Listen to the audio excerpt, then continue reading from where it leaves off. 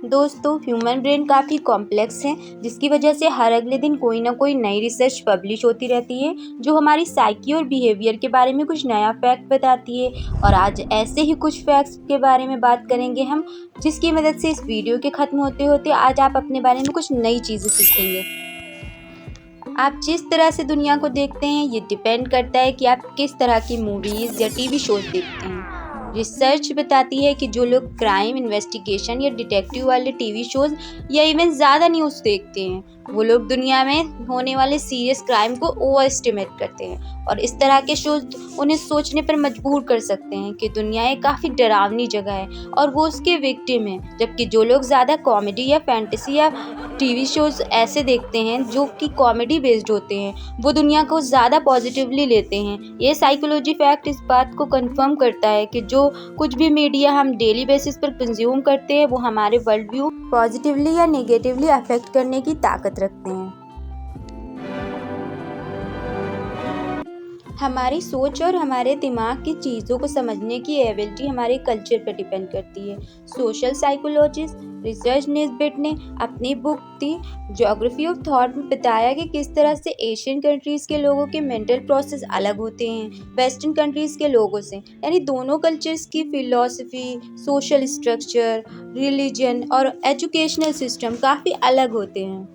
Just because दोनों जगह पर रहने वाले लोगों की अलग अलग तरह की मुश्किलें होती हैं, इसी वजह से एशियन कंट्रीज़ जैसे कि इंडिया, जापान, कोरिया, चाइना के लोगों की काफ़ी थिंकिंग अलग होती है, जिसकी वजह से उनके प्रॉब्लम सॉल्व करने की अप्रोच ज़्यादा हॉलिस्टिक होती है और वो एनालिस्टिक दिखने वाली चीज़ों में भी छुपे हुए पैटर्न्स को ढूंढ पाते हैं। जबकि वेस्टर्नर्स की थिंकिंग ज़्यादा एनालिटिकल होती है और वो हर ऑब्जेक्ट को काफ़ी चीज़ों से अनरिलेटेड और सेपरेट मानते हैं।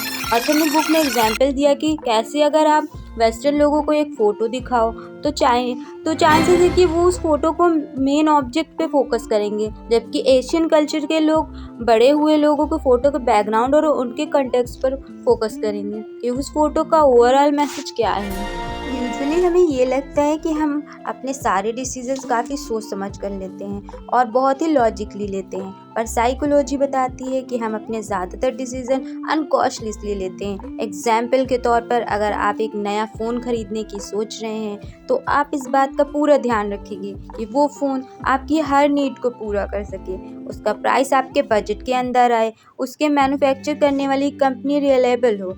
और इन फैक्टर्स के पीछे भी आपकी अनकॉन्शियस बायसेस होती हैं जो आपको बोलती हैं कि आप वो भी प्रोडक्ट खरीदें जो आजकल ट्रेंड में है, या फिर अगर आप हमेशा से ये बोलते आए हैं कि आपको छोटे फ़ोन पसंद हैं तो आपका दिमाग आपको इसी स्टोरी के कॉन्टेक्स्ट पर रहने को पुश करेगा। जब भी हमें एक रूल बहुत स्ट्रिक्ट लगता है या फिर जब भी हमें ऐसा लगता है कि हमारी फ्रीडम छीनी जा रही है, तब हमारा मन करता है कि हम सिर्फ वही रूल नहीं बल्कि बाकी के सारे रूल्स तोड़ दें। साइकोलॉजिस्ट हमारे इस बिहेवियर को बोलते हैं रिएक्टेंस। ये हमें बताता है कि क्या हमें किसी पर भी गुस्सा करके उन्हें फोर्स करके अपनी बात मनवाना काफ़ी इफ़ेक्टिव नहीं होता। हम दूसरों की बात सिर्फ तभी मानना प्रेफर करते हैं जब हमें ये लगता है कि हम वो काम अपनी मर्ज़ी से कर रहे हैं।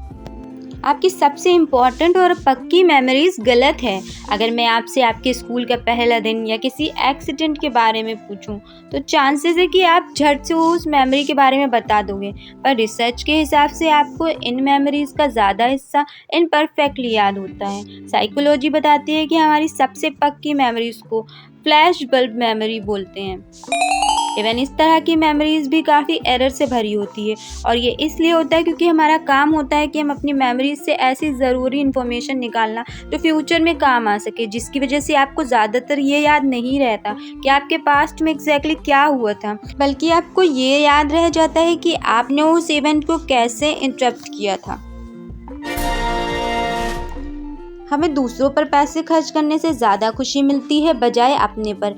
इवन तो हमें से ये ज़्यादातर लोग मानते हैं कि अपने पसंद की चीज़ें लेना और खुद को प्रोटोटाइज करना ऑब्वियसली लॉन्ग टर्म हैप्पीनेस का एक ज़रूरी हिस्सा है, पर साइकोलॉजिकल रिसर्च बताती है कि ये बात सच नहीं है, क्योंकि दूसरों पर खर्च किया पैसा हमें अपने बारे में अच्छा फील कराता है। हम ऐसे दूसरों के आगे ज़्यादा रिस्पॉन्सिबल और काइंड दिखते हैं, और इसको साथ ही दूसरों की मदद करके हमें सोशल रिलेशनशिप भी इम्प्रूव करने का मौका मिलता है। साइंस इस बारे में बिल्कुल क्लियर है कि हमारी लॉन्ग टर्म खुशी के लिए सबसे इम्पॉर्टेंट चीज़ है अच्छे रिलेशनशिप, ना कि पैसा या फिर उससे खरीदी हुई चीज़ें।